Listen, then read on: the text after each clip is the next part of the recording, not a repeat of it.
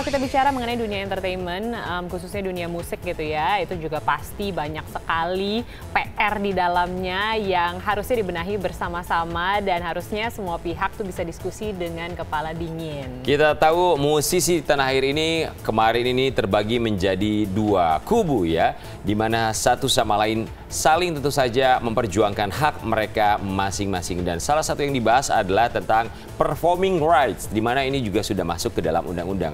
Tapi barangkali perlu ada kesepakatan bersama agar tentu saja dari kedua belah pihak bisa menemukan win-win solution yang tidak merugikan bagi kedua belah pihak tersebut. Dan untuk itu juga sepertinya para musisi pun juga kita harus memahami betul isi atau juga poin dari undang-undang tersebut. Untuk mereka agar mereka semakin paham apa yang harus dilakukan. Walaupun kami juga yakin mereka sudah paham. Tapi untuk kita yang bukan musisi, agar kita tidak memanas-manasi, memberikan opini, asumsi yang tidak kita pahami tentang suatu hal. Ya, maka dari itu kita akan melihat nih stance dari seorang Judika ya terhadap apa yang terjadi di dunia permusikan Indonesia. Langsung aja. Kalau nggak maling nggak akan jadi maling, begitu ada yang bilang maling gitu loh. Karena ya aku kan orang juga tahu rekam jejakku dari mulai aku nyanyi, aku tidak terbiasa untuk jadi pencuri gitu. Makanya kalaupun ada kayak gini-gini nggak apa-apa, itu kakak marahin adanya biasa aja. Tetap respect sama Pak Ade, sama teman-teman yang semuanya berjuang untuk ini. Berseteruan panas masalah hak cipta atau royalti di kalangan komposer dan penyanyi masih saja terus menggelinding bak bola liar yang sewaktu-waktu bisa menghantam siapapun.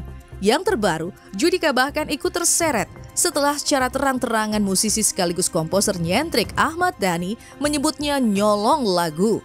Salutnya, ayah tiga anak ini memiliki sumbu panjang sepanjang nafasnya saat menaklukkan nada-nada tinggi, sehingga tidak begitu tersinggung dan bahkan mengaku tetap respect sama sang senior pelontos yang nyaris tak pernah jauh dari kontroversi dan drama. Kalau aku dibilang nyolong misalnya kan, aku kemarin aku udah nggak mau ya. Pak Ade itu kuanggap sebagai kakakku di musik gitu loh. Jadi mau kakak marah seperti apa juga buat aku nggak masalah beneran. Jadi kalau kita ketemu pasti juga Pak Ade itu kan emang begitu orangnya ya, vokal gitu. Jadi aku tahu dia itu nggak nganggap aku maling. Kalau maling ya semua orang yang nyanyi lagu dia jadi maling gitu kan. Pengamen yang di kafe apa, jadinya pengamen. Dan aku juga yakin dia tidak bermaksud itu, tapi memang mau membuat supaya masalah ini benar-benar serius diurus gitu loh. Jadi nggak apa-apa. Jadi aku mau dianggap seperti itu di dalam perjuangan ini, aku nggak apa-apa. Ya, namun bagaimanapun sebagai insan biasa yang punya hati dan punya rasa, perasaan tak enak serta tak nyaman satu sama lain sulit ditepis. Sehingga dengan sendirinya relasi pun menjadi renggang. Selain dengan Dhani, Judika bahkan mengaku renggang untuk sementara ini dengan Anji Manji yang sudah membuatkannya lagu Putus atau Terus. Karena perbedaan ini kan, aku aja kan udah sama Anji aja aku udah stop untuk supaya bukan Anji tuh ciptain lagu Putus atau Terus buat aku, dan dia ada di aksi.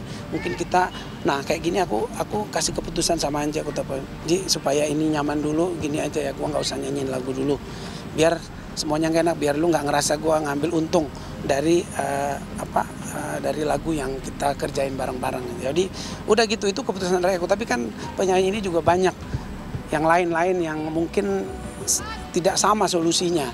Ya biasa, ya ada yang takut kan, kalau aku kan punya lagu sendiri. Jadi mungkin untuk sementara ini yang paling pas buat aku adalah menyanyikan lagu-laguku aja gitu loh. Karena kadang-kadang kalau aku nyanyi kan banyak tuh yang request ini.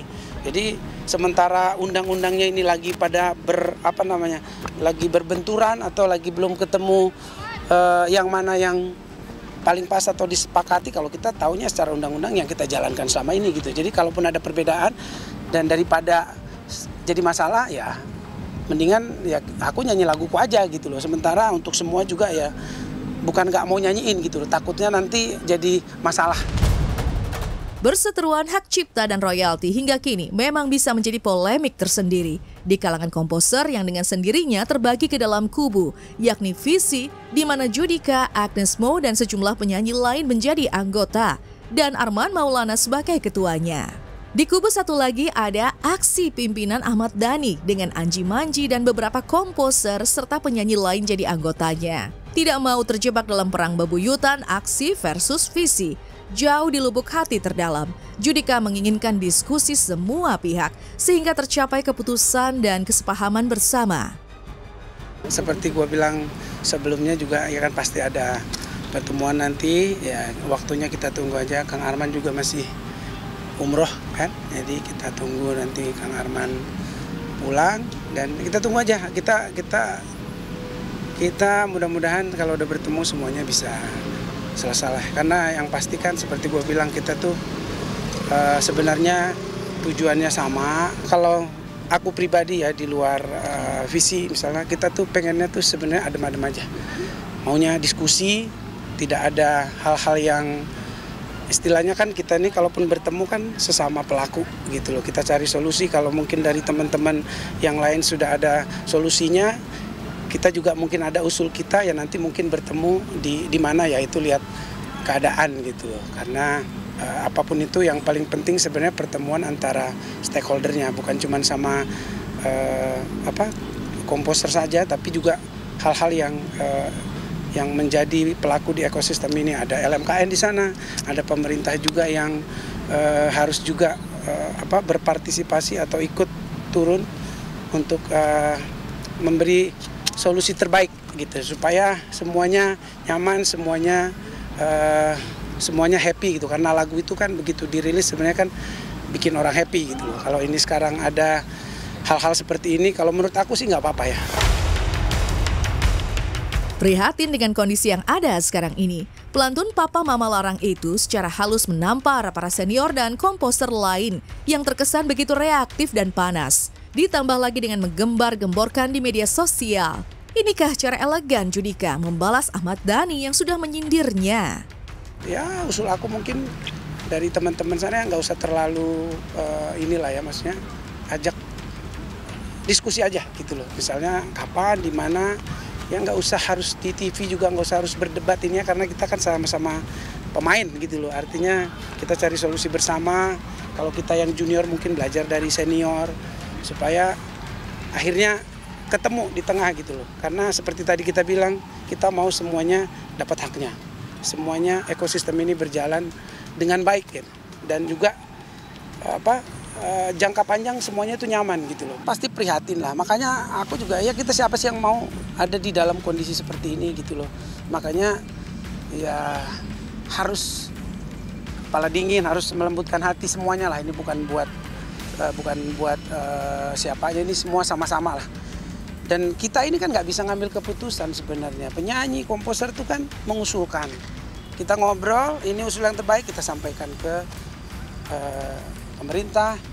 Terus pemerintah bikin aturan, ya udah itu yang kita laksanakan gitu loh. Supaya semuanya sama gitu loh. Jangan yang ini boleh, yang ini nggak boleh, nggak tahu nanti berantakan gitu. Sekarang aja udah beberapa yang misalnya dilarang-larang nyanyi karena ini, terus dituntut-tuntut, itu kan juga kan nggak nyaman ekosistemnya.